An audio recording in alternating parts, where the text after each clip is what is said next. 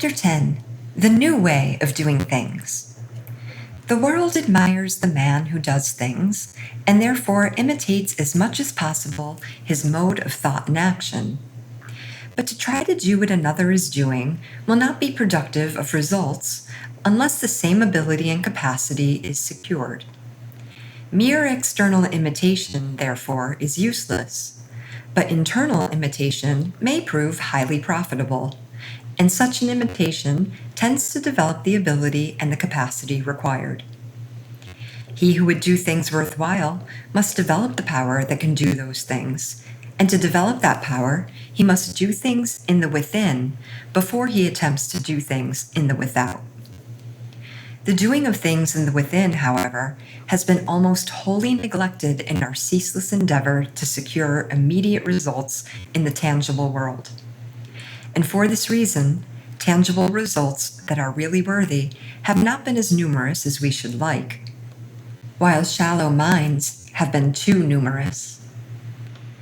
A fact of importance to consider in this connection is this, that when we concentrate the whole of attention upon the doing of things that can be seen, we cause the mind to dwell more and more on the surface until all mental action becomes superficial.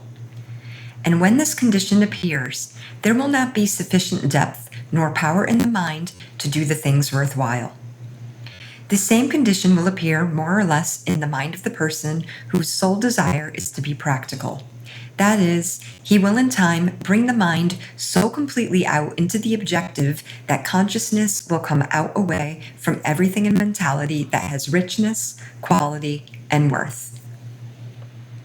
When the mind gives the whole of attention to external things, it will necessarily fail to give sufficient thought to those inner qualities of mentality that alone can deal intelligently with things. Such a mind, therefore, will try to do things without possessing the knowledge and the power that can do things. There is such a thing as becoming so completely absorbed in your purpose that you forget to provide yourself with those essentials that alone can fulfill that purpose. In other words, you become so carried away with your desire to overcome the enemy that you forget your ammunition. Nothing worthwhile can be accomplished without mental capacity, and every mode of mental action that tends to keep the mind at work on the surface alone will cause the mind to become shallow. The mind that can do things is the mind that is trying to do things both in the within and in the without. By acting upon the internal phases and elements of mentality, capacity and power are developed. And by acting upon tangible things, that capacity and power are turned to practical use. When this new method of doing things, that is, acting both in the inner and in the outer worlds, is continued, the development of mental capacity as well as practical ability will be steadily promoted. Such a mind, therefore, will not only do things, but will constantly do better things and greater things. That man, however, who neglects to do things in the within while using what power and capacity he may possess in the doing of the things in the without, will gradually diminish that power and capacity, and his work will accordingly decrease in value.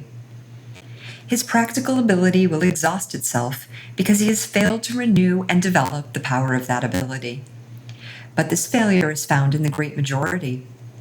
Therefore, instead of the added years bringing added power, increased ability, and greater efficiency, the reverse is nearly always the case. Instead of moving forward with the years, the average man gradually deteriorates in mind and efficiency. And the reason why is found in the fact that the constant development of the great within is neglected.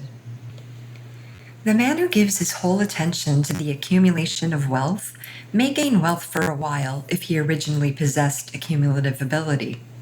But the ceaseless concentration of the mind upon mere things will, in the long run, cause the inner mentality to become barren, and there will be no further increase in ability or power. This man's power to accumulate wealth, therefore, will diminish, and besides, he will discover that since his real mind is barren, he cannot enjoy the wealth he has produced. Happiness does not come from things, but from the appreciation of things, whether they be physical or metaphysical, real or ideal. Appreciation, however, is a flower that grows only in the garden of the finer mentality. Therefore, he who has neglected the finer things in mind and thought has lost capacity for real enjoyment.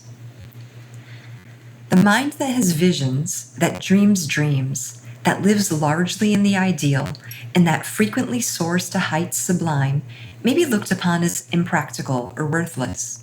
But it is such minds that have given us everything in life that is worthwhile.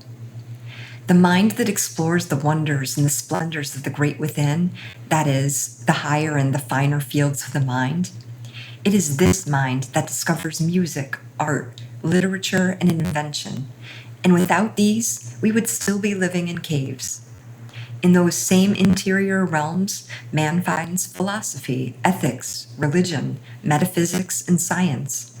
And when he fully understands these, he will be able to master himself and place the universe at his feet.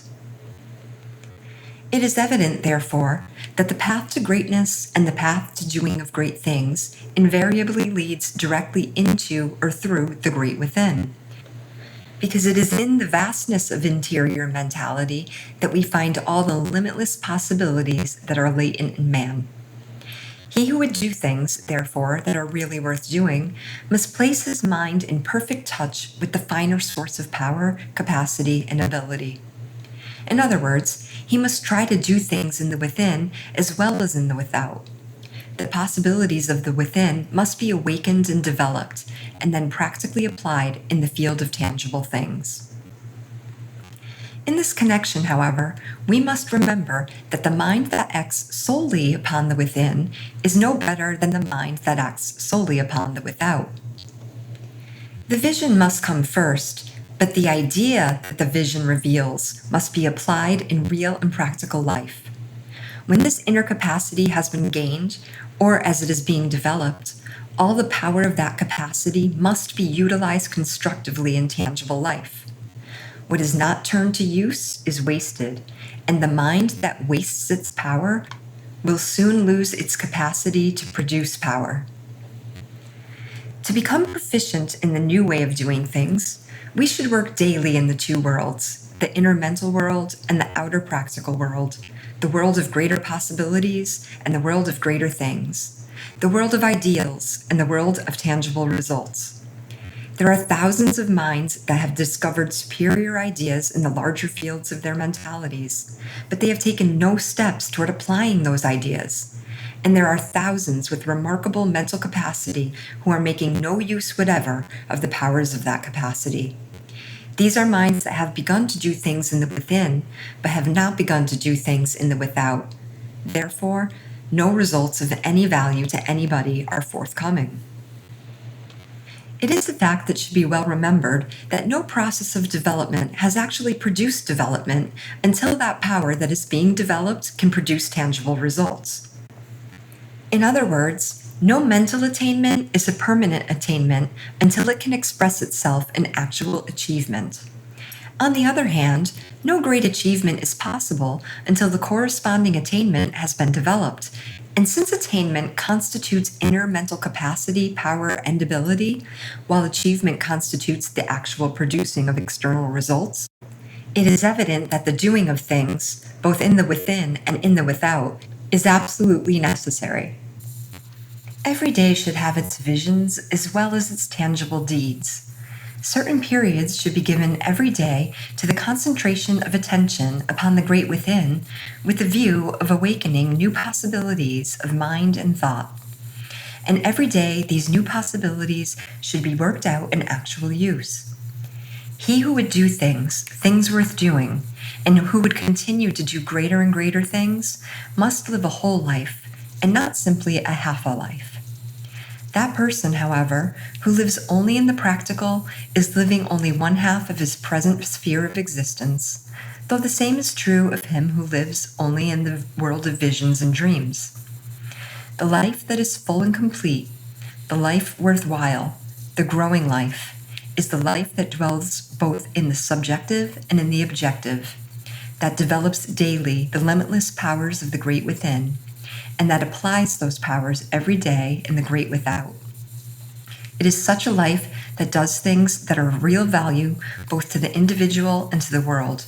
It is such a life that has found the new way of doing things, and it is such a life that will ever continue to do greater and greater things.